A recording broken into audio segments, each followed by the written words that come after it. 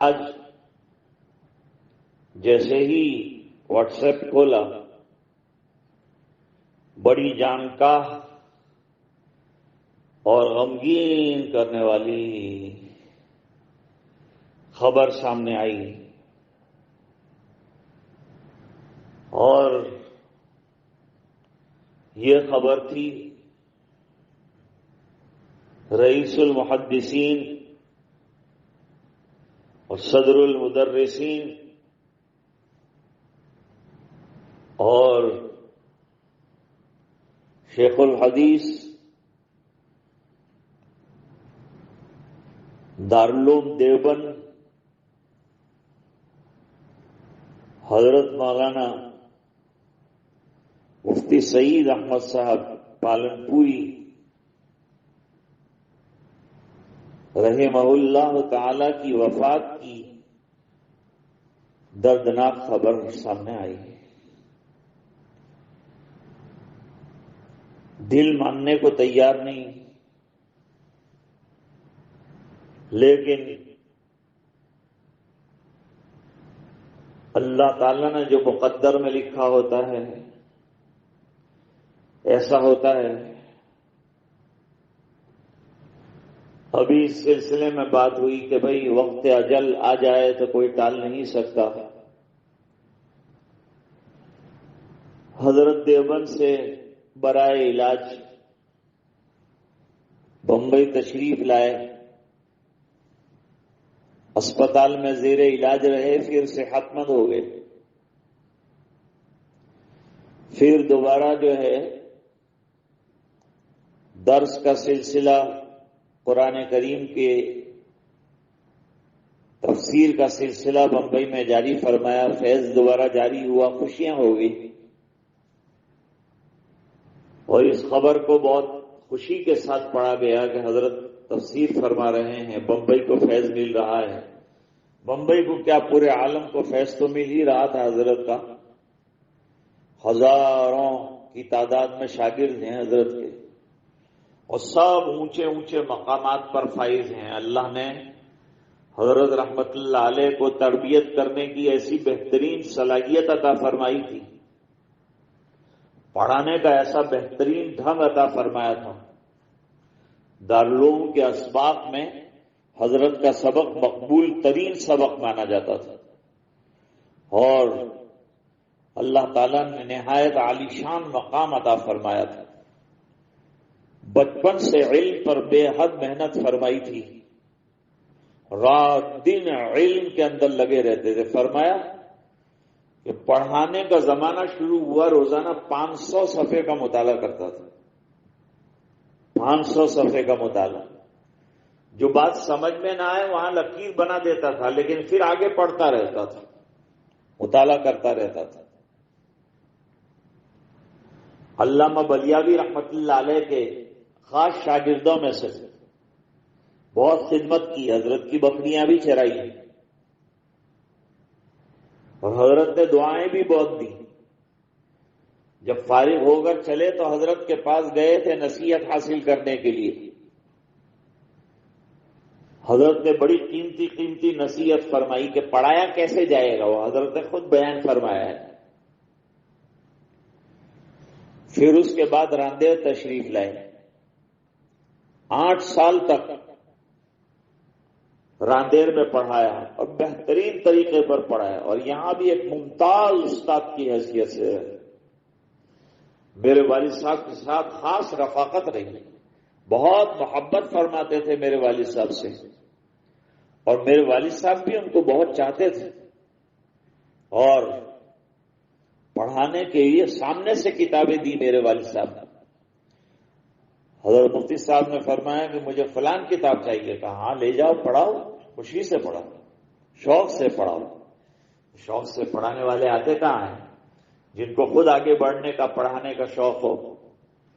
ترمذی شریف پڑھانے کے لیے کہا، وہ بھی دے دی۔ اور حضرت مفتی سعید صاحب رحمۃ اللہ علیہ تو فرماتے تھے کہ میں نے حضرت مولانا اجمیری صاحب سے ایسا انسان میں نے نہیں دیکھا، بااخلاق، ایسا مخلص آدمی نہیں دیکھا کہ میں نے بخاری مانگی تو فرمایا وہ بھی آئندہ سال پڑھانا۔ لیکن آئندہ سال کس کو معلوم تھا کہ دارالعلوم دیوبند میں تقرر ہو جائے گا. ایک طرف حج کا پیغام آیا اور ایک طرف جو ہے دارالعلوم دیوبند آنے کا پیغام آیا. تو مشورہ کیا میرے والد صاحب سے کیا کروں. میرے والد صاحب نے فرمایا دارالعلوم دیوبند چلے جاؤ اور وہاں جا کر پڑھاؤ, پھر اللہ تعالیٰ حج میں بھی لے جائیں گے. پھر اللہ تعالیٰ نے کئی حجیں حضرت کو نصیب فرمائی. کتاب الحج دیکھنے سے پتہ چلتا ہے. اپنی رائے جو ہیں وہ ظاہر فرمائی ہیں. اللہ نے علم میں نہایت عالیشان اور بڑا محققانہ درجہ عطا فرمایا تھا. حدیث پر بہت گہری نظر رکھتے تھے. اس ترمذی شریف کا درس نہایت مقبول تھا. تحفۃ الالمعی کے ذریعے سے اس کا پتہ چلتا ہے کہ علم پر حضرت کی کتنی گرفت تھی اور کتنا گہرا علم اللہ تعالیٰ نے عطا فرمایا تھا. نمبر 2, پھر تحفۃ القاری دیکھیے, بہترین جو ہے بخاری کی شرح فرمائی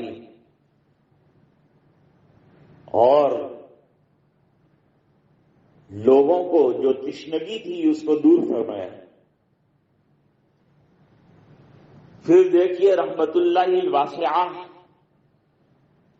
جو حجت اللہ البالغہ کی شرح ہے وہ کئی جلدوں میں تحریر فرمائی. لکھنا, پڑھنا, مطالعہ کرنا. شکایت کرتے تھے کہ گجراتی علماء مطالعہ نہیں کرتے تھے. اور ہدایت القرآن وہ دیکھیے, فوز الکبیر کی شرح لکھی, العون الکبیر, پھر اس کی بھی اصلاح فرمائی, اس کا بھی نیا ایڈیشن سامنے آیا. مسلم شریف کے مقدمے کو بھی تحریر فرمایا, اس کی بھی شرح فرمائی. اس کے علاوہ محفوظات کا سلسلہ تھا. نحو و صرف میں بھی رسالے مختلف لکھے. اور اب دیوبندیت پر کچھ لکھنا چاہتے تھے, بیٹھتے نہیں تھے, ہر وقت کام میں مصروف اور علم میں مصروف رہتے تھے. طلباء کو نصیحت فرماتے رہتے تھے, گاہے بگاہے چٹکلے بھی سناتے تھے, علمی واقعات بھی بیان فرماتے تھے. رنگ رنگ حضرت کی تقریر رہتی تھی, عالمانہ اسلوب تھا, علمی انداز تھا. اللہ تعالیٰ نے بڑی خوبیاں اور بڑے کمالات سے نوازا تھا. آپ کی دعاؤں سے آپ کی اولاد و احفاد بھی اسی شان کی ہے. صاحبزادے سب کام کے اور علمی کارنامہ انجام دینے والے. آپ کا مکتبہ الحجاز بڑا کامیاب مکتبہ ہے. کتابیں دستیاب ہوتی ہیں, لوگ وہاں سے منگواتے ہیں. بہرحال حضرت بمبئی میں زیر علاج ہوئے. اچھے ہونے کے بعد پھر دوبارہ طبیعت بگڑی, دوبارہ زیر علاج رہے اسپتال میں. ادھر ادھر کی خبریں آتی رہی, بھروسہ نہیں آیا.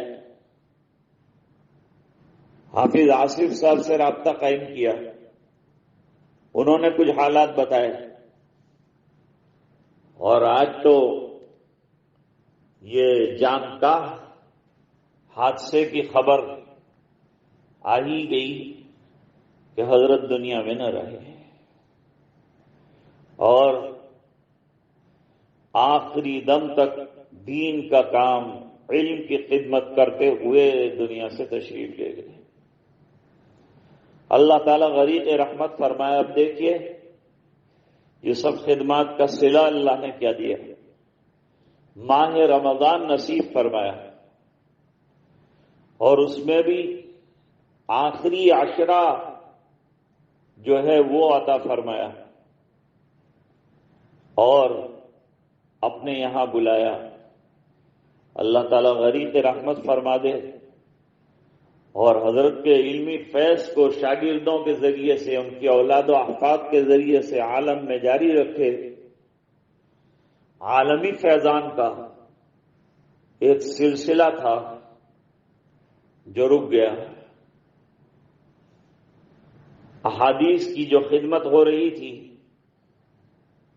تفسیر کی جو خدمت ہو رہی تھی، اور جو حضرت کا نرالا انداز رہا، اس سے ہم محروم ہو گئے۔